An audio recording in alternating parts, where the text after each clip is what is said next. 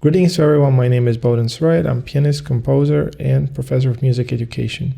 In today's video, we'll be looking at the work of one of my students, Pierre Mariaca. Specifically, we'll be looking at a duet for trumpet and tenor trombone.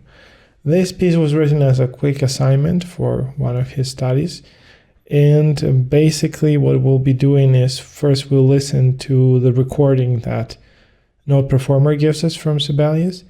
And afterwards, we'll be analyzing the piece on the PDF file.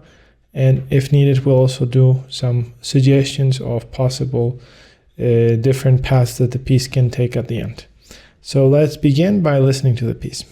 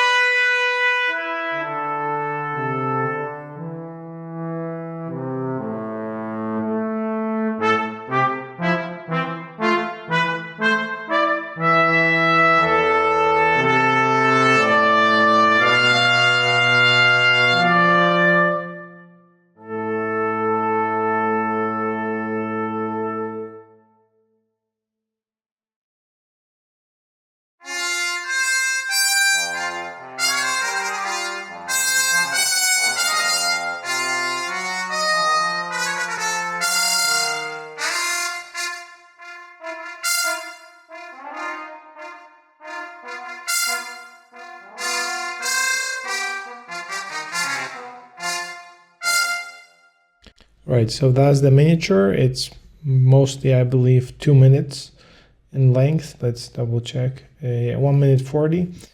And basically it's inspired by one of the styles that Pierre enjoys most, which is tango. We have here the tango. Initially, this piece was built from the motifs that Pierre had, which were basically similar to the melodies that you can encounter here, this melody. And what we did is firstly we tried to speed it up and give it some more upbeat feel, and with that this introduction was created with that intention. And then the tresillo rhythm, which is this rhythm of 3-3-2, 1-2-3, 1-2-3, 1-2, is the one that is throughout the entire first section developed. And of course, with all of the different syncopations like these offbeats and 16th notes, which really speed up the thing. So what we'll do is we'll open now the score in PDF, and we'll try to do a little bit of an analysis explaining what's happening right here in the first half. So here is the score. As we can see, it starts with the pedal point. So we have a very strong pedal point that's basically in the trumpet, and it's staying until the melody comes in. So the pedal point of the F, it's a pedal point that's basically the tresillo rhythm, which is this 1, 2, and 3, basically consistent of 1, 2, 3, 1, 2, 3, 1, 2, 1, 2, 3, 1, 2, 3, 1, 2.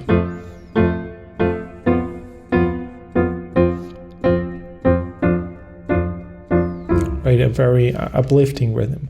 But there are some elements that make it more interesting. So what are these? The first element that we can see is this opening run. So the run that's happening here is a chromatic run. These are very common, right, for humorous effects and also for trying to create more tension in create something more lively. So here we have this little run. Then there are also other elements, specifically dynamics. So let's highlight these. Dynamic wise, we can see how there are points that we have contrast between things that are loud, forte, and piano. So these are mainly here. You have the forte, and interestingly, they are not placed always in the downbeat. So the forte is accentuating the first note here, and here it's accentuating the third eighth note, which really kind of gives a very strong flair to the piece. Now, apart from this, it's not worth noting that there is a failure rhythmically. So there's a rhythmic variation, which is this motif of the octave that happens every 2 bars. So that's also an interesting element. So we have a rhythmic variation. And this is the pedal point of F. Right. So with this starting pedal point is how the piece begins. And we can see how the trombone, really, it's drawing another melody, which almost looks like a chromatic scale, but quickly it shifts to B and it becomes a new pedal point. So this is quite interesting, because if we would have the chromatic scale, it would be too predictable.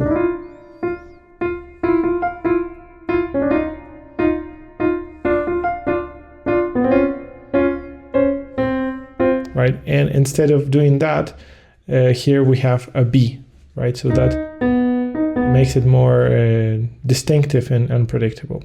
So what are the intervals that are being formed with this chromatic scale? Well, here we have clearly just the note by itself, so no dissonance. We could technically say it's a unison, right? It's just one note. And then we turn into a minor second. The minor second is dissonance. And that dissonance is really the beginning of this new voice. So that's why we have this minor second. And after that, we start having major seconds. And we really lead to this tritone. So the tritone is, in this case, a diminished fifth, right? So that's basically the path. Also, in order to enhance the punctuation, we can see the run that was previously presented. Now it's presented on the tenor. So from having it in different parts, it creates also more diversity and interest.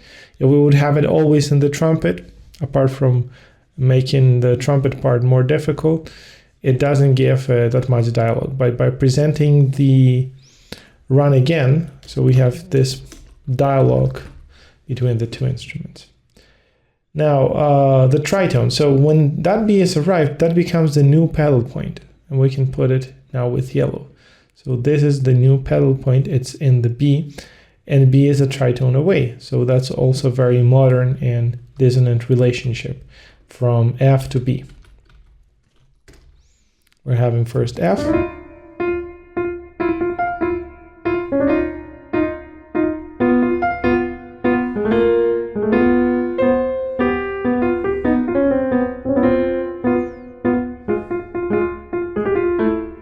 Right, and on top of that, the first theme appears. It's a very brief motif, so we'll give it this red color, but it's really the main theme that we're hearing. So that's where it starts. I'll put the red color, and this is the motif. It's a very tango-like rhythm. We have the tresillo, and then right, can remind us a little bit of Piazzolla in a way, right? So this would be the introduction, technically, introduction. It has 4 bars, and what does it introduce? It introduces rhythm and presents a tonic, which is F. And why is F the tonic? Because it's really also the main note on which the melody begins. Now, what scale is being used here? Right? You might be interpreting this in different ways, but for me, the easiest way to think of it would be the C Phrygian scale, right? So we can see it as C Phrygian, Phrygian spelled like this, I think. Yeah, C Phrygian, which is the same as F minor, by the way. So if we're basically in the key of F, that's F minor, and it partly is justified by the fact that, well, we start on F, which is that main note. What really creates a lot of tension here is the relationship between F, which is this tonic, and that new B that was basically established previously, right? So between those two, you have a relationship of a tritone. Let's highlight it. So that's the tritone, which creates instability, so it's unstable, and it's also creating tension. Now, the pedal point seems to be shifting because now the B is transferred back to F. So we can see how the top trumpet is now having the F. Right, and again with the run. So for the run, I'll be doing these circles.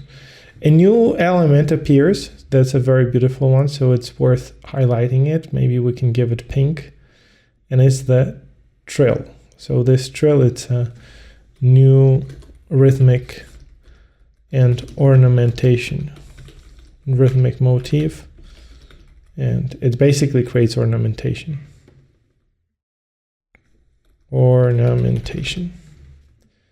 So with that, we get to this G sharp, and the G sharp really transforms this, because the moment you hear G sharp and F, you're getting a modulation. So if initially we were in the key of F minor, which really, why do I say it's C Phrygian? Because it ends on C, but in reality, the main key is F minor. Now this same cell is being presented again at a different key. And in this case, it's presented on the key of A minor, right? So what is the relationship between A minor and F minor? It's what we call it's also E Phrygian, right? A minor and E Phrygian are the same key, but the relationship between A and F minor is a relationship of a chromatic mediant. So these chromatic mediant modulations are very effective if you want to shift the music and go from one place to another. Let's imagine we're here.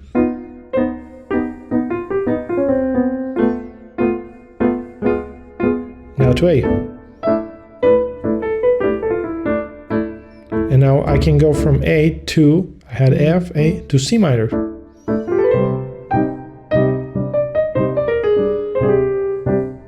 And from C to E flat.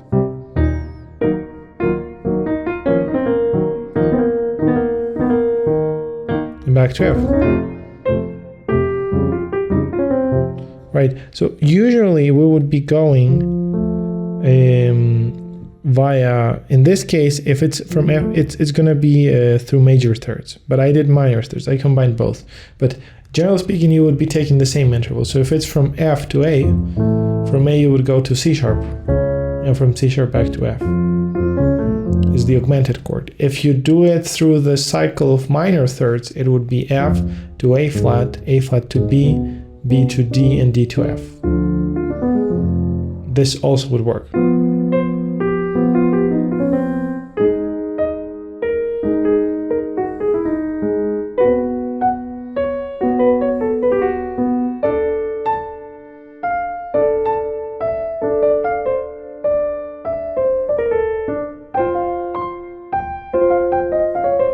Right, and it would just give contrast. It's not like we are modulating or going to a faraway location, but we're just keeping the excitement and the intensity in the air by just moving around this, right? And the pedal point in this case shifts, and instead of being that dissonant tritone, now it becomes E.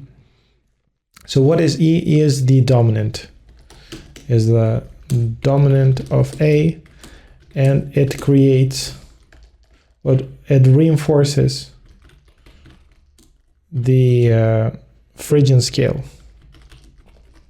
Basically, by hearing E, and why does it work? Well, it works because basically we end on E, so it's the point of ending. And it's also the point of that pedal point. It's really consonant. Right. Actually, the motif seems to be, rather than just that, I would even dare to include the resolution into it, because it's clearly more than just this. Right, that's where it seems to be leading. So this is way more consonant. This phrase is a fifths, perfect fifths, which equals to stability and consonance. Right. Now, the way it's treated here, it's really tonal. We have tonic and we have dominant, right, in first inversion. So that's why it works.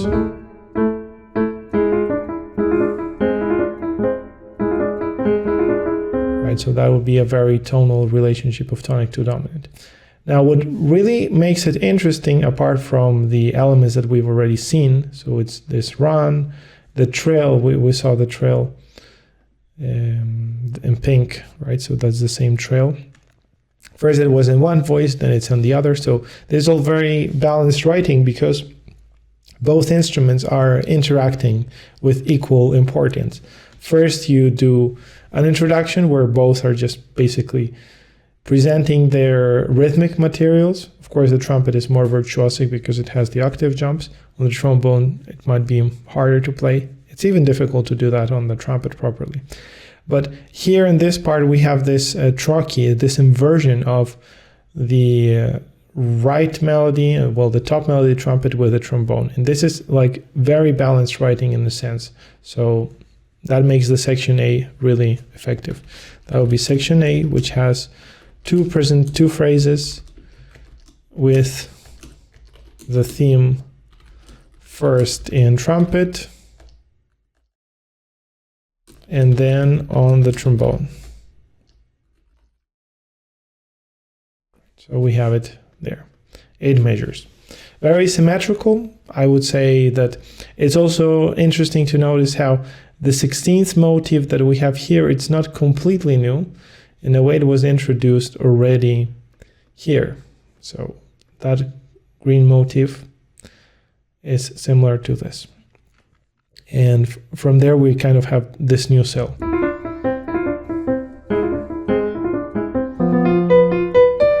These are solos. That's a very clever, actually, transition. So it's a culmination. And it basically consists of stopping the texture of accompanied melody. Where did we have it? Well, we had it here. We had a melody on one instrument and the other one was accompanying. So now this is being interrupted and we have just monody. This is monody with 2 solos. First the solo of the trombone, well, the trumpet, and then the trombone. Right, so let's kind of basically quickly, I didn't put any color here, but we could maybe give it the same color that this part had. Right, so it's just filler. Right, in a way it's even very similar because it's this chromatic motion. But now we get to the solos. So what are these solos doing? The solo is just the solo of a tritone, which is very coherent because we have presented the tritone before, so it's the harmonic synthesis in melody. Previously it was presented harmonically, and now we have it melodically. But a new note is being introduced. And what is that new note? It's D. How do we explain D? Well, D is within this domain of the diminished chord axis. So if you look into the diminished chord, these would be like the 4 tonalities that we have: B minor, D minor, F minor, A flat minor, and B. So in a way, B is in between this tritone that's been really predominant in the beginning. We had the F phrygian here with the B, and now we're going to the middle point. So that's, again, a relationship of a chromatic mediant. So it's a chromatic mediant modulation to the intersection between B and F. And that's this new new tonal center, which is D. We could say it's D minor, D, we don't know, it's basically D for now, but that's where it goes. So that's basically this part. Now, the axis is really full because if you look at it, we have this axis with a D and it's tritone. So that's this part of the circle of fifths is just that intersection, but at the same time we have the other intersection, which is B and F. And these two create the diminished chord. So by presenting them in this way, we have a very coherent writing, right? Because if you add these two tritones together, you get the diminished seventh chord, which is B, D, F, and G sharp in this case, right? With both tritones.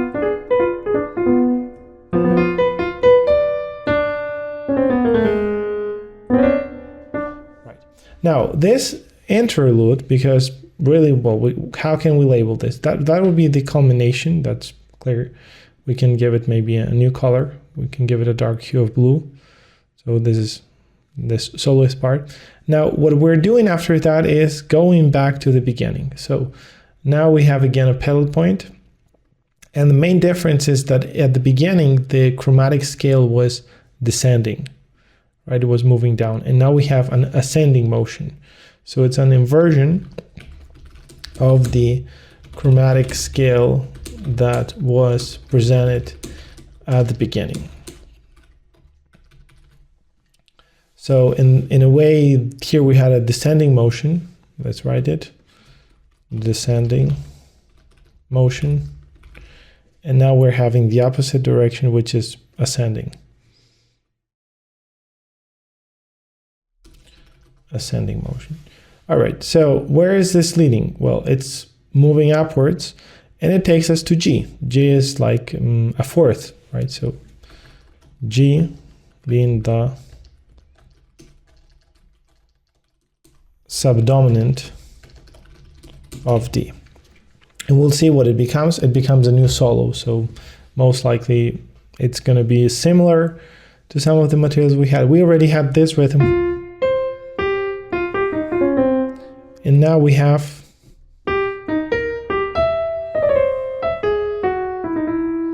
it's a little bit similar to that, but I would definitely give it another color. So maybe we can put it with blue because it's a solo, and basically solos so far have been highlighted like this. So again, we have a solo with the trumpet. All right, now let's see what's the motion here. Well, the motion is a chromatic scale. We have a new element that's also worth highlighting. So it's this orange set of 4 eighth notes. Pa pa pa pum, pa pa pa pum. In a way, it's similar to the one that we had there. So maybe we can connect it to that one. But it's this set of 4 notes. And the runs are still here, so definitely it's worth highlighting them. Let's do it with the circles as we were doing previously. So that's circled. And we have also the trill. The trill is the pink color. So all of the motifs here are very coherently reused. What would happen if we would just have the basic rhythm?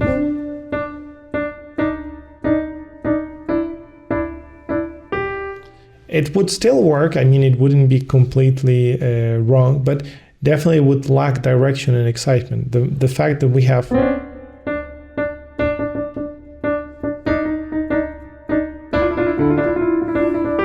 and especially that trill, it really moves forward and gives us direction. And once we arrive to G, it sounds like a phrase that's basically polytonal. We have E flat major.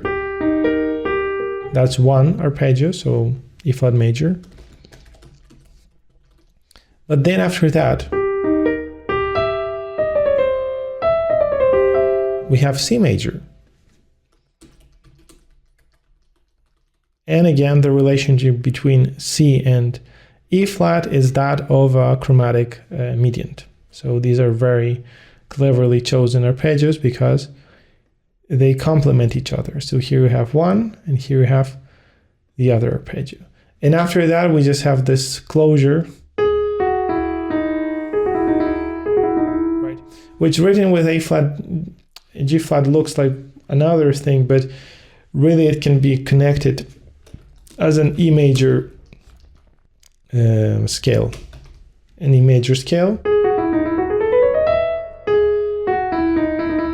That's why it sounds so conclusive. We have the third degree, the second degree, the tonic, the seventh, and back to the tonic, right?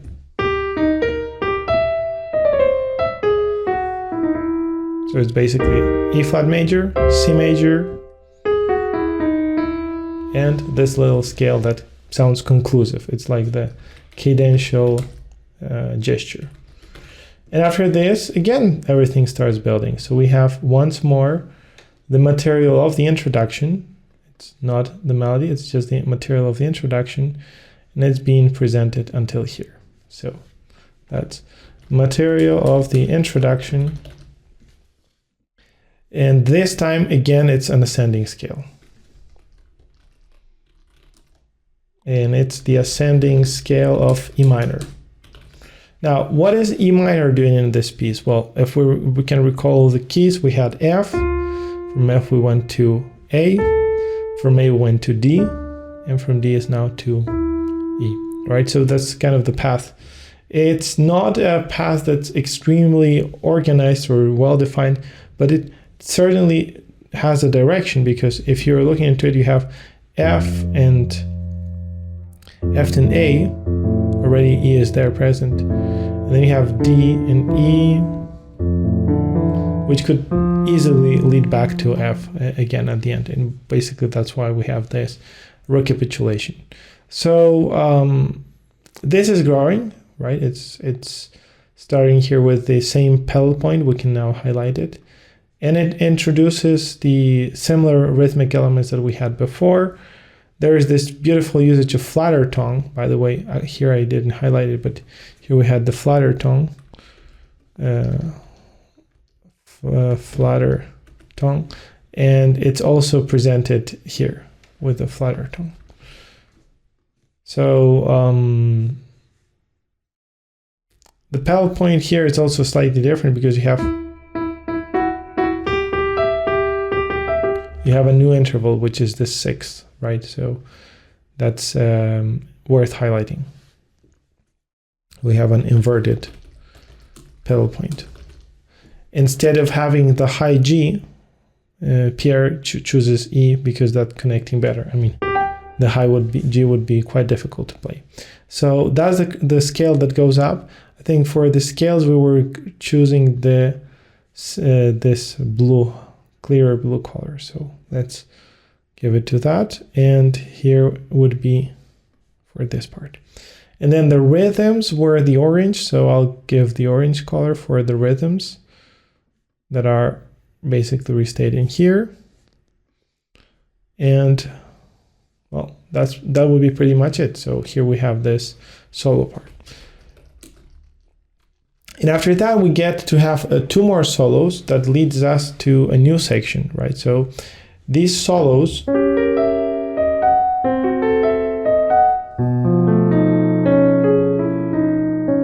are basically chords that are developed. So let's analyze them harmonically. Here we have C sharp diminished seventh. And that C sharp diminished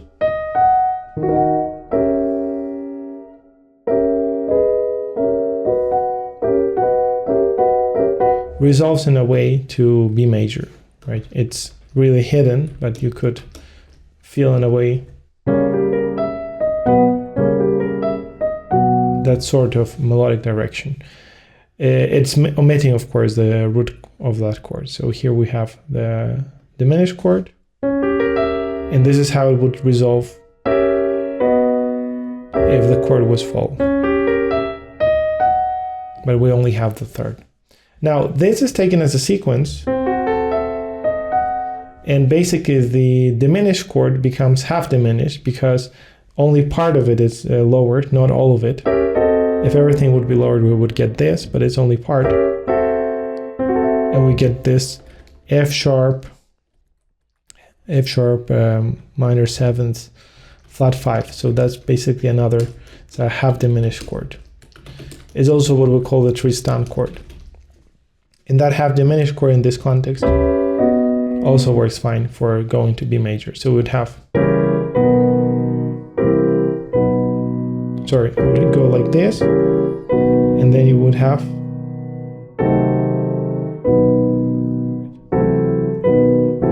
that's the chord.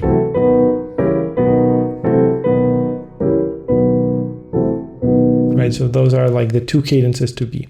Why is B relevant here? Because B was the tritone, or it's still, B is the tritone of F, the main key that we had at the beginning. Well, we can double check actually F is the main key because it ends on F and it starts on F.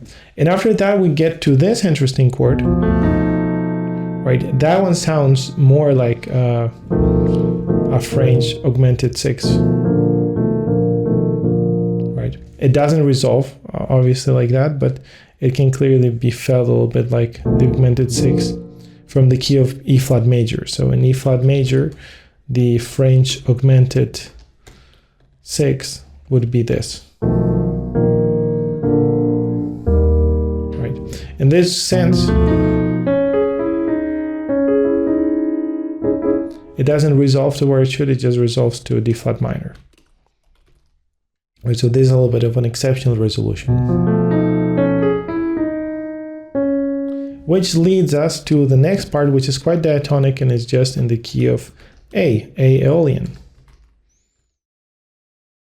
Right, and this Aeolian feel is really contrasting and probably a little bit unrelated, I would say, to the complexity that was in the first half. So probably here's where I would have my main comments on how we can improve the section and work on it. But basically, we have a presentation of one melody in the right hand. That's the trumpet, and then the trombone answers, and then we have this rather straightforward counterpoint with several dissonances. But my main concern with this is how in such a short piece, having had so many materials, and in particular if we want to go with Aeolian, we have already something here. We could be better reusing some of that instead of basically presenting new material. So we'll be looking into this section in Sibelius. And after that, we have the final part. So the final part is partially a recapitulation. In a way, this is the beginning, but it's played with mutes. With mutes, it creates a really cool effect. So I'm really happy that Pierre is presenting here the mutes. So the mutes gives us a new color, it gives us a contrast, but at the same time, they take away strength for the ending. So it'll be interesting to have some sort of pause or silence and end with full sound. Especially if we want to end with fortive. If we were to end on pianissimo, maybe the mutes were the right thing. But if we want to end with this loud effect of F and F, maybe we could be trying to remove the mutes. Now, this introduction is the same as the beginning. So this is introduction from beginning. And here we have the presentation of the main theme. And the way it ends, I actually like this. But I would suggest, instead of just staying with these parallel octaves, which are great here because they convey this strength, contrary to the popular belief that octaves should be avoided. In endings, especially in these types of ensembles, they are very effective. But I would ask to have more repetitions.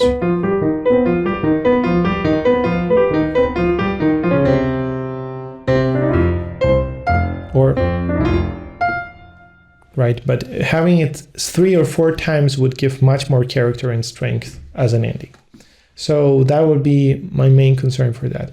Now here, the idea I think is very beautiful, and it's this idea of the stretto, right? So we have a canon, which is a stretto, but the realization of the canon is a little bit ambiguous in my opinion, because firstly it features quintuplets that are kind of difficult to play, and also the musical fabric presents multiple dissonances that could be maybe smoothened out some way or somehow. So we'll try to also see what possible solutions or alternatives we have for that. So having said this, now that we've analyzed the piece, I'll play it back once more with the recording that we have in Sibelius, and after that we'll start to dissect a little bit the second half and see what we can be doing in order to, well, improve or enhance this middle section and the ending.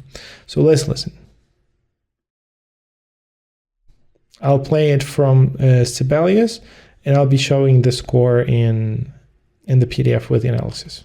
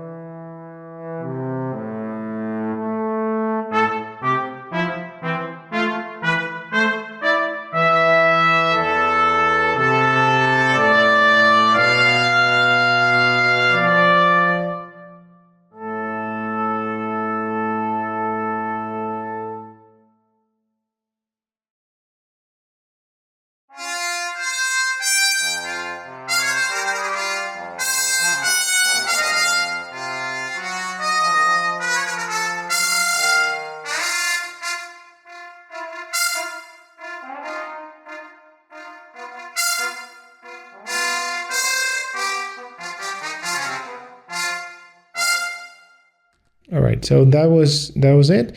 Now let's go into Sibelius and try to, well, address these different issues. The first thing that I will begin with is probably the ending. So as I was saying, we need to have probably this fuller sound back. In order to have it, we can put no mute, and if I'm not mistaken, that would be already sounding with natural sound. Or we need to put natural or ordinary. I don't remember exactly what it was. Yeah, that's the one. That one works. Now I would just put that hitting and put no mute above.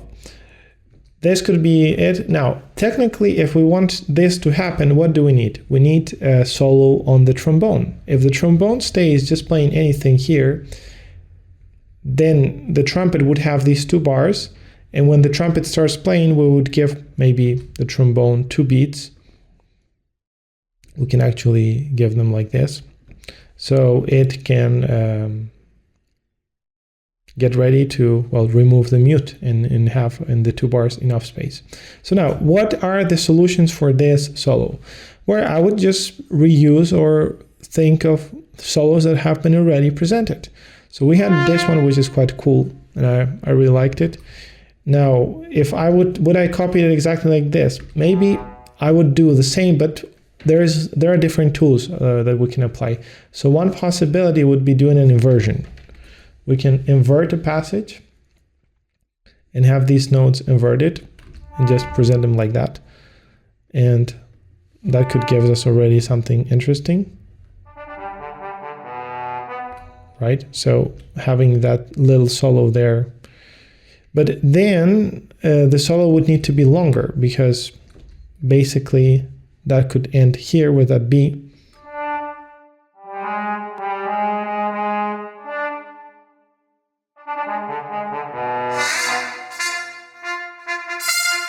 Right? It for some reason doesn't. Oh, because I think when it reads no mute, it things that it has to have the mute. So I'll have to put natural.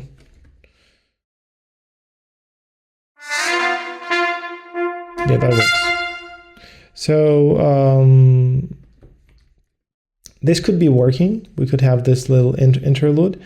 And for the other bar that we have here, maybe we can retake some other materials that were used. We had this solo, which was also nice, and it wasn't presented in the other voice. So maybe something like this could work.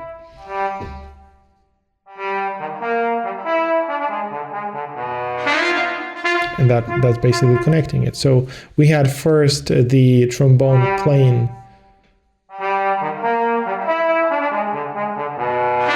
one solo and then the other, right? These two tie up very nicely. And after that, we have then the natural sound without any mutes. Good. So having said this, I think this transition is kind of now fixed.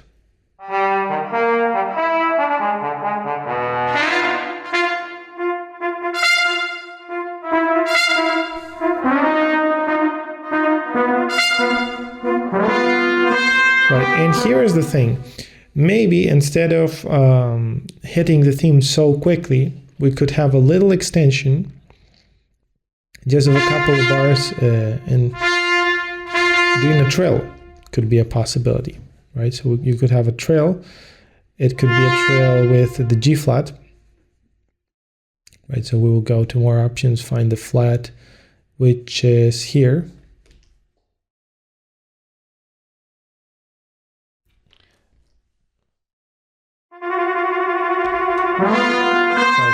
And since that's the ending, maybe we could have a really loud presentation of the theme. And for a long build-up, we could have twice this trill. So it's like building very, very long. Tie it with a tie and have this crescendo. And then maybe instead of mezzo forte, go to fortissimo.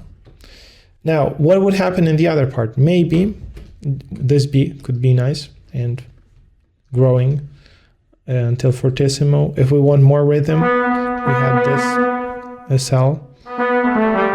Could be including things like that, and also the run. Those runs are very effective.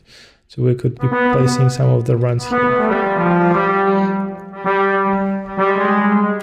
The run is, you have to carefully calculate it. A sharp, I'll put it in this view so it's less distracting. So we have G sharp, A sharp, B. Let's listen now from here, from this solo.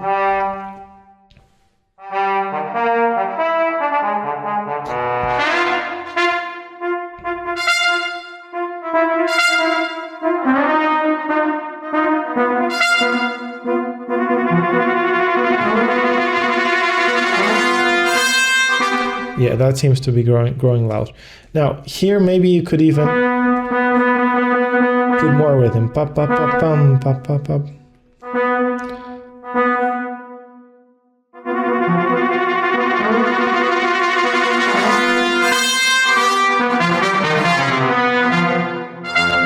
Right, now let's see what else can be in that ending. So, pop, pop, pop, pum, pop, pop, pop, pum.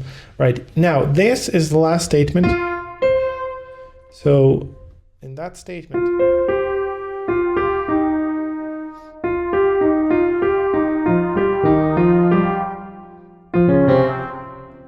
really that could be more repeated more times. So let's see. I would shift it. Maybe that's too much. I don't know.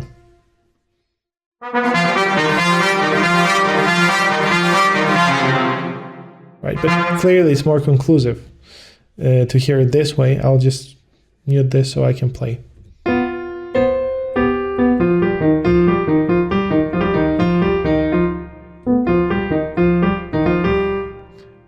Playing with 16ths would be really cool.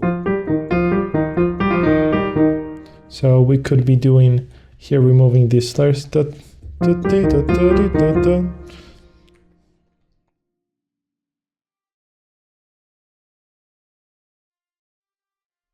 Something like this.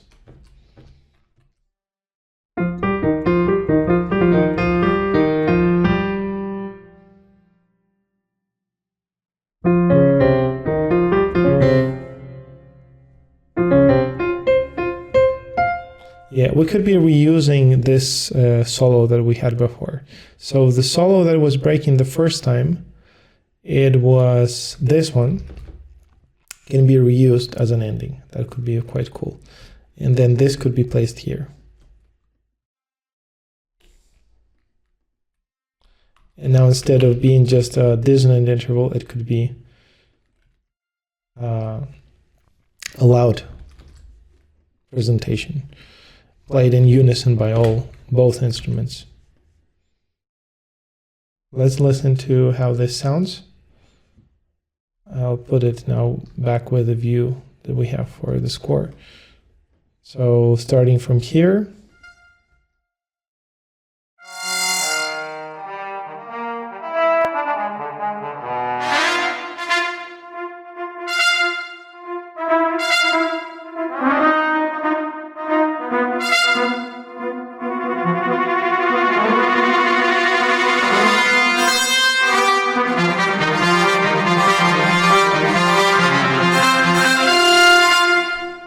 Right, maybe it needs more pause because it's kind of very, very repetitive. And also the main theme could have been heard more.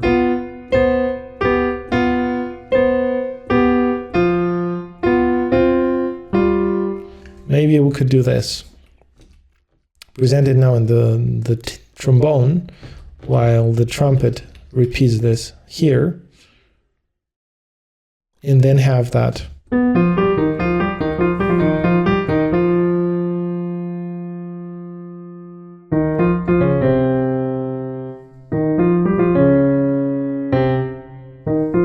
So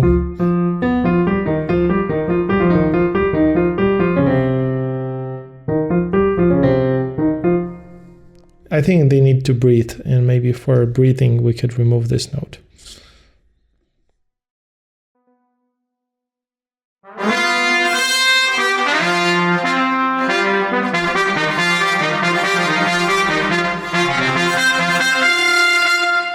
Right, that could be a more conclusive ending. If you want it to be longer, that last note could be easily prolongated into something more extent. And here I'm not fully happy with how this presents.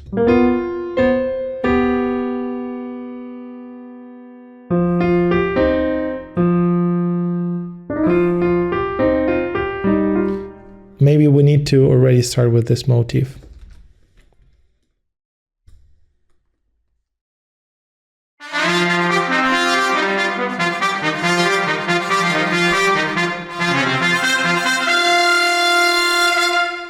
Yeah, that makes more sense to me.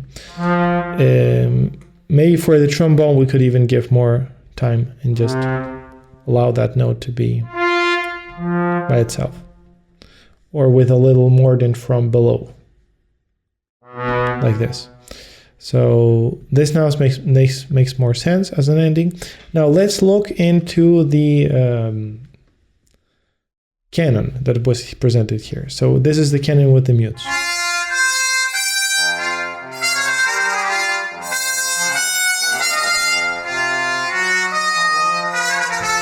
I think as such it's not incorrect. The main concern that I have is the dissonance and the playability. For the playability, I would suggest reducing a little bit the range of the presentation. That kind of is already complicated. Maybe we don't need to have that descending note afterwards. We could just stay on the top note.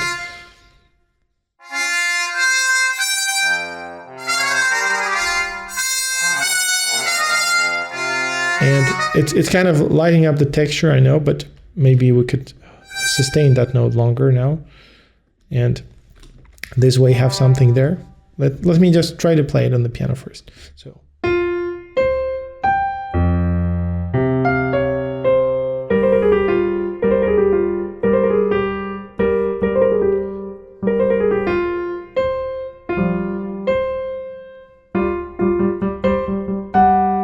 Maybe here we could have something more rhythmic to support this.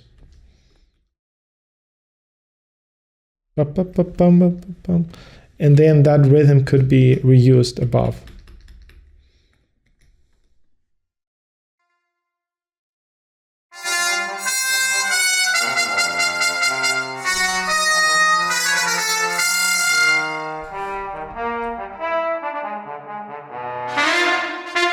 Yeah, that's the solo. So that solo could be already there. Maybe we could even remove some of these bars since we want to keep the piece short.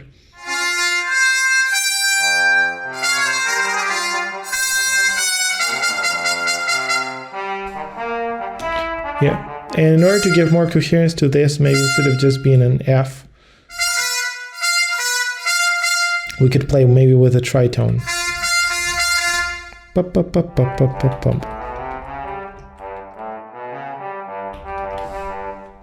That could be possibly it.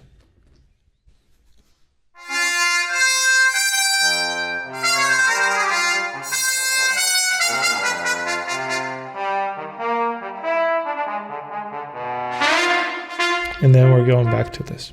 Yeah, that seems to make sense. Now, let's look at the Majestic part.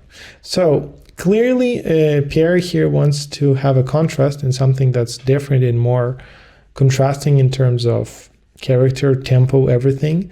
But at the same time, it sounds like an extract from a completely different piece.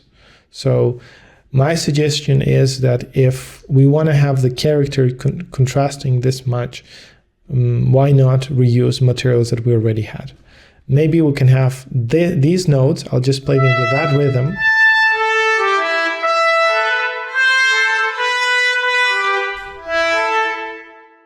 So these are the notes, right?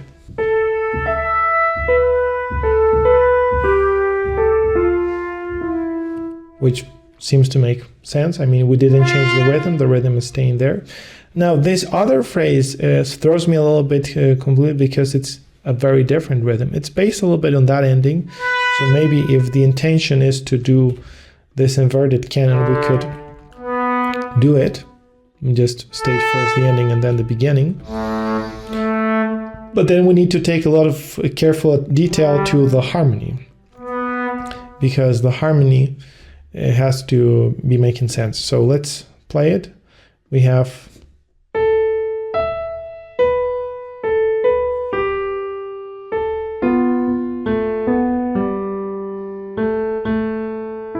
right, that could work because it's this tritone.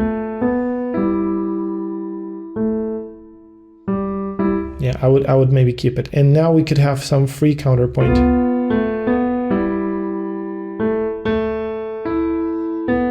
And maybe instead of continuing with random notes, we could still develop that motif. I'm just playing with the notes of the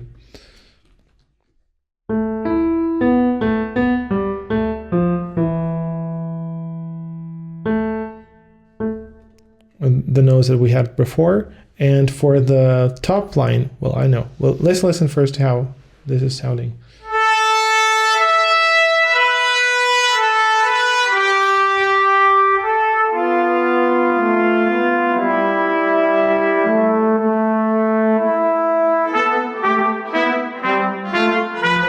A little bit too contrasting, I would say, in terms of fabric. So even if we have these staccatos, it would be interesting to have them in one part and maybe another one playing legato.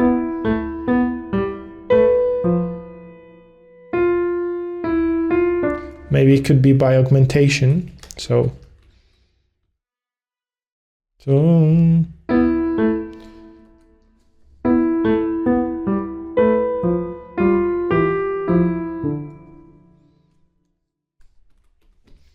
and from there, this could become a new pattern. That's just a descending sequence. And that's like a recapitulation of the theme again.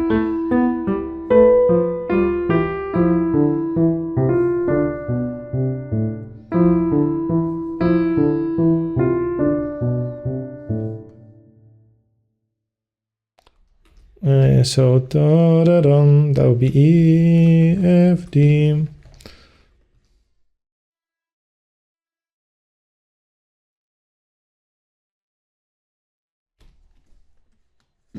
I'm playing it here.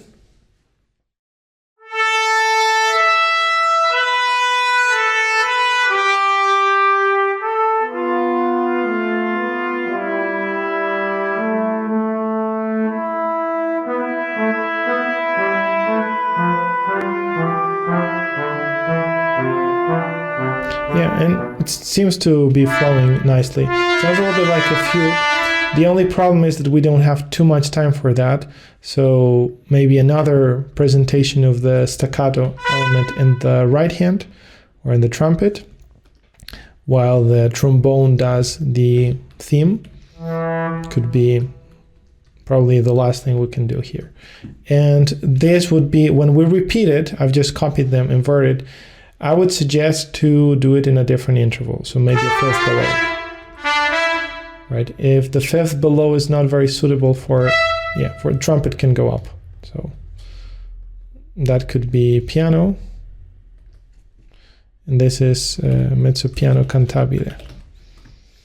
And after that, we either end on that note. Well, ending on that note is a possibility because we want to have the mutes, but also another option would be not to have any pause and just let one of the instruments play and then the other one have the, like, let just one note there for the trombone, and then we directly start with a theme. So that could be a little bit more coherent. Let's see.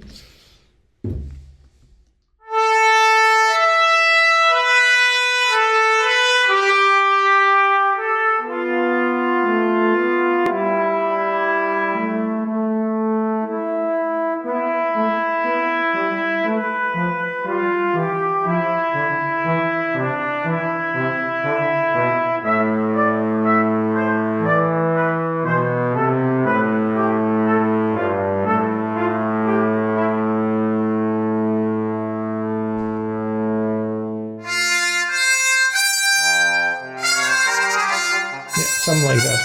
Now, of course, this part requires more thinking and development in order to really make it sound great. So probably we'll leave it there. I would suggest probably reusing some of the 16th notes, the triplets, things that we already had before. So maybe this would sound much more exciting if we would have maybe some repeated double notes thrown every now and then, instead of just straight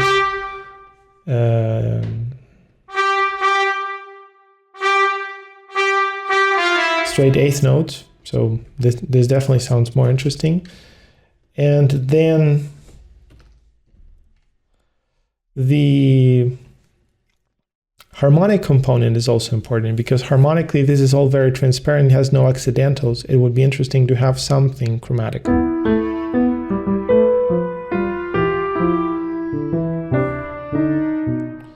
Or I'm just thinking of some G sharp maybe, or F sharp. F sharp could be interesting because it kind of provides you the modal feel of the Dorian scale. So let's try to play it with the Dorian. And for this one, we have the Phrygian, which is also interesting. I mean, there you could play with B flat too, but well, let's keep it diatonic because then it's also more contrasting from the beginning.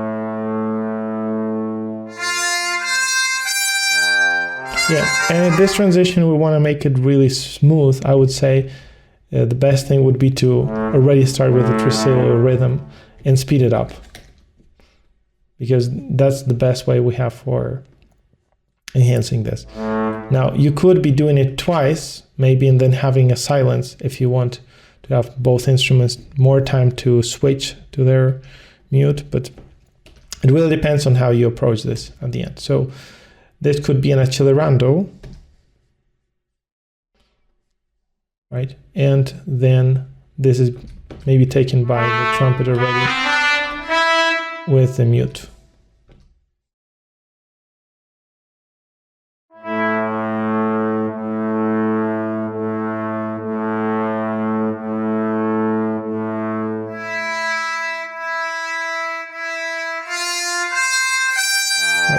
Maybe that doesn't seem to work very well. It might need more contrast. maybe staccato. And also the accelerando has to be really big, so I'm not sure how the performance is doing it, but maybe 150%.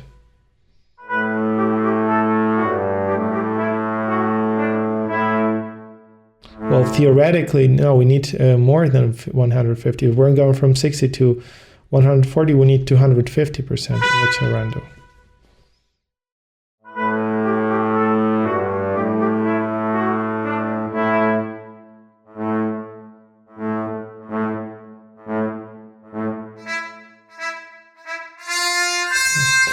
So there are different ways you can approach this. Also, if we want to do a smaller accelerando, maybe directly have here the note value written properly. So it's going to be this sort of note value. Let's count 1, 2, 3, 1, 2, 3, and then 1. Well, that could be also a possibility. And then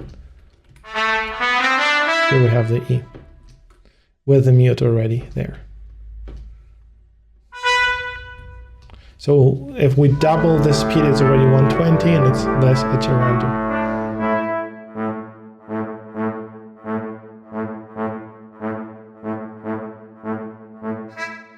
Right, and this seems already to be working quite well. All I would do is just remove this bar probably and have this more connected.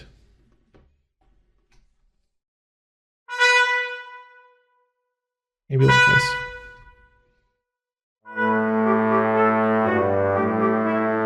And now speed up.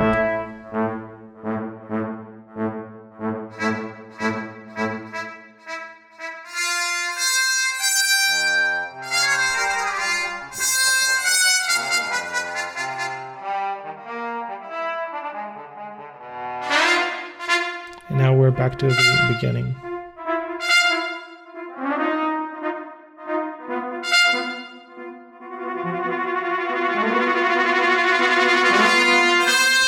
So I think with all of this, I mean, the piece is already reviewed. We did an analysis. What I'll do is I'll just play it from the beginning so we can hear the entire version with the updates.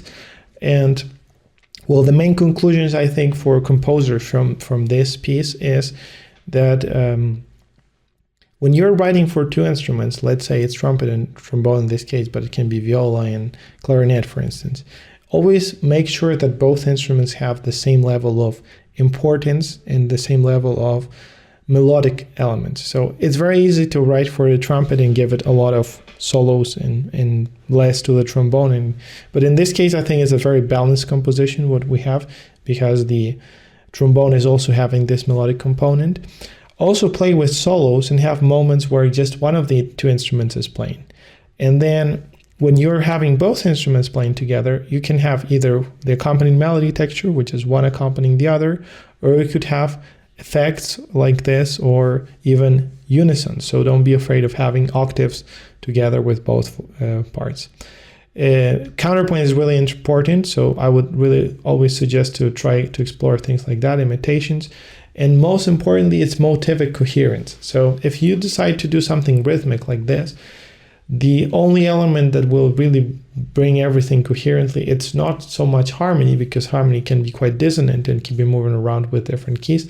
It's most likely the motivic unity and coherence that the phrases have. So always try to keep in mind the motifs that you're using, reuse them, and when you're presenting even a contrasting section like this, try to base it around the materials that have been already presented. So without further ado, I think we can listen to it. Also, in this piece, we could be technically, with all of this, even removing this little stretto and going directly to the ending, because that's kind of leading us directly towards that, and we wouldn't need any mute for that section. But if we want to have the mute part, then that would be the way to go. So I think we could do more work on that part in order to improve the harmony. So let's listen.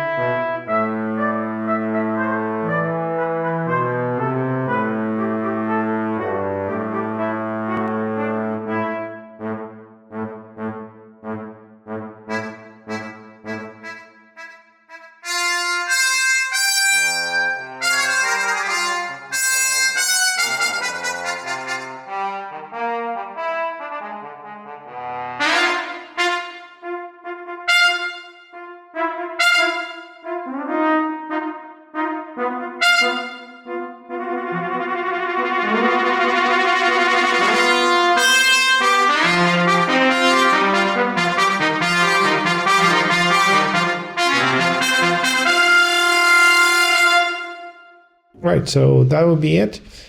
I hope that you found this useful. I will be seeing you next week. So we're approaching these dates that are holiday season. So probably there might be some differences in the schedule that we usually have for the uploads.